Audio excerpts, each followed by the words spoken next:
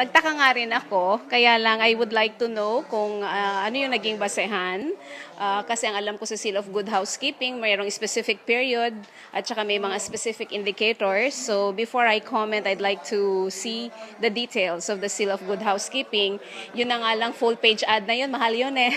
So paano i-account yun? At saka tamang-tama lang because I have just mailed to Secretary Purisima, to Secretary Mar Rojas, a letter protesting the signing of a new loan agreement of the provincial government of Isabela of 2.6 billion pesos with the PNB.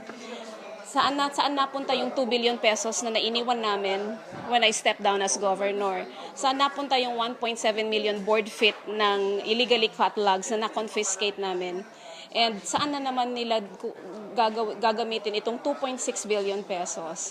So these are the things I know. About the Seal of Good Housekeeping, I have yet to know.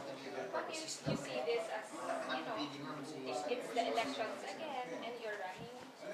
Well, I don't know. Siguro kwa din, proud din sila na merong ganoon sila.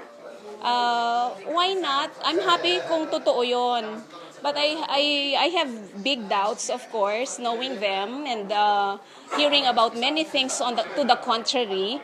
Kaya let me check first.